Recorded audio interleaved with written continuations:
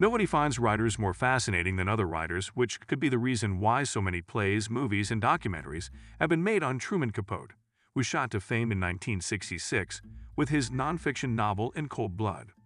The most current, The Capote Tapes, 2019, follows the writer and bon vivant's abortive attempt to complete Answered Prayers, his unfinished opus that exposes the seedy underbelly of New York's elite society. The star-studded, dramatic account of this chaotic time in Capote's life, including the public betrayal of Manhattan's most prominent ladies that precipitated his demise, can be found in the second season of Ryan Murphy's Feud. Similar to Truman, Capote vs. the Swans aims to depict every aspect of the high society he encountered, an almost unachievable undertaking, as the writer discovered. However, the drama's captivating cast, headed by the remarkable Naomi Watts, ultimately eclipses the narrative. It might be a bit too literal to set the opening scene of Capote vs. the Swans at a lake where an elderly Truman Capote looks at several of the birds lounging on the water.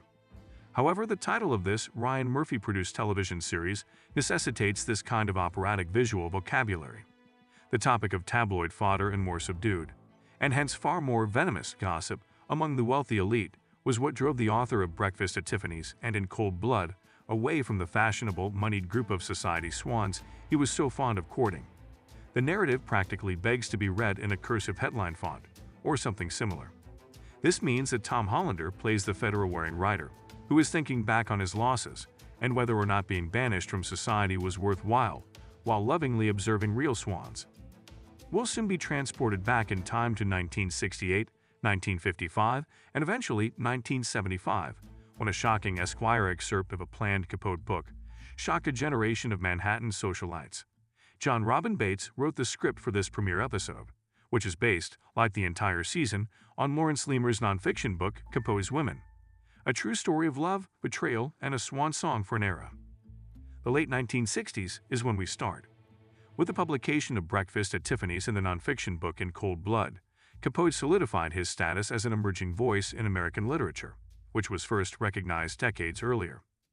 These were literary occasions that gave the diminutive Southern writer, whose voice was as high-pitched as his haunted stature, a way to blend in with the upper classes of society. It's in that egotistical atmosphere that Feud introduces us to him. He has a goal to get to a Manhattan apartment where someone needs his presence or rather his services. When he lands at the residence of his most exquisite swan, Babe Paley, a perfectly coiffed Naomi Watts, he's all business. As we learn in this episode, Babe's greatest flaw was that, in Capote's opinion, she was absolute perfection. You can understand how the wife of a CBS executive could have captivated Capote, as Watts portrays her. However, this episode's initial meeting occurs a little later.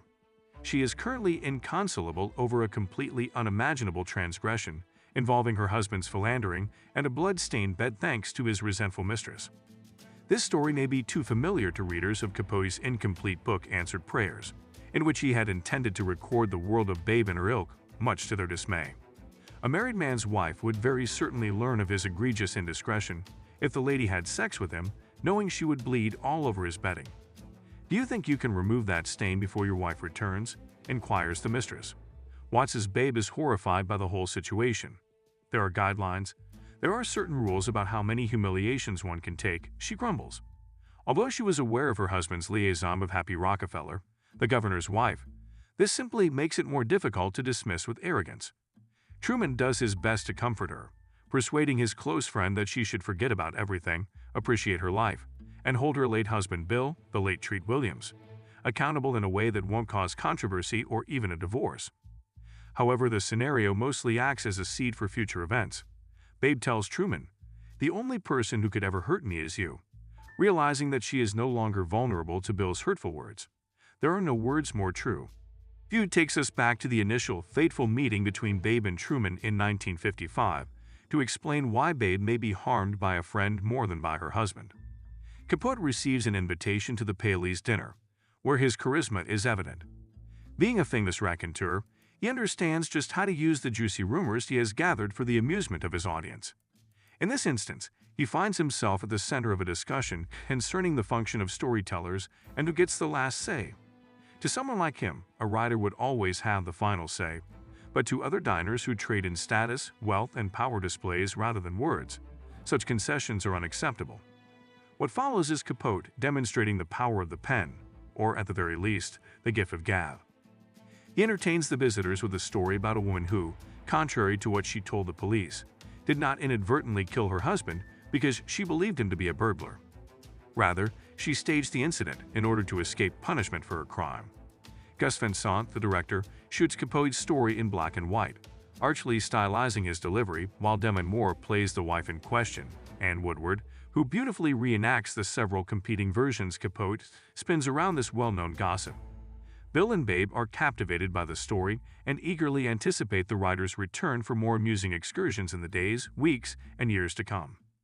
Once more, those who have read Answered Prayers or the Esquire extract Le Cote Basque, 1965 are familiar with this story. All of Hollander's lines are practically verbatim copies of that Capote article, which shows us not just the author's genius on paper, but also how his prose, at least in those stories, brims with the sing-song hum of late-night conversation. Which takes us to 1975, the year the extract from Esquire appeared on newsstands, years after Capote had initially bragged about what he believed to be his greatest work of literature. The book was originally supposed to be released in 1968, according to the original contract, but it was never completed or delivered, and it wasn't until it was published posthumously as an incomplete work. By the middle of the 1970s, Capote's appeal had mostly faded. His book In Cold Blood, which detailed graphic killings and the media circus that followed, for more on this, watch the 2005 movie Capote, had worn him out, so he turned to drink for solace. In the film Feud, we see him talking endlessly to his editor about his latest book, alienating Jack, his longtime partner, and later gaining favor with a straight bathhouse trick named John O'Shea, Russell Tovey, who eventually persuades Truman that all he needs to finish this protracted project is the art of transcription. John is convinced that all his new writer friend needs to do is write down everything he witnesses after meeting 3 of Truman's swans, Baby, Diane Lane's Slim Keith, and Chloe Sevigny's Seaguest, at a disastrous lunch that goes terribly wrong when Anne confronts Truman about his libelous gossiping intoxicatedly. "It's not libel if it's true," he quips. Which he actually does, using the name of the eatery he had initially shown John his swans, much to their dismay. So little did they think of this loutish commoner Truman had become enamored of and quickly hired as his manager. Capote publishes Le Cote Basque, 1965, which includes a story that is obviously influenced by Anne's alleged husband murder, as well as a thinly veiled version of Babe dealing with her husband's bloody indiscretion. The feathers of Capote's swans are tousled. Specifically, Babe is in disarray. This is Truman's way of repaying her for entrusting him with her deepest wants and darkest secrets.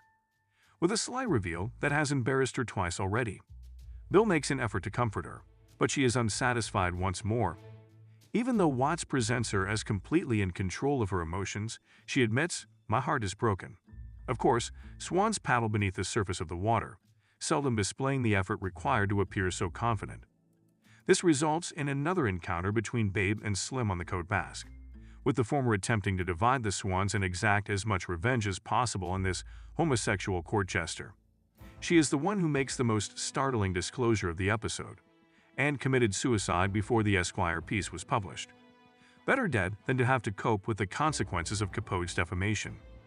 "He killed Anne," Slim tells Babe. "We will kill him." Thus, the stage is set for our season-long conflict between the little, irreverent literary sensation and the stunning socialites he betrayed and loved. Decades in the making, this scandal raises important questions about the role that storytellers might play in such social strata. I hope Bates and this incredible cast fulfill all of our desires and then some.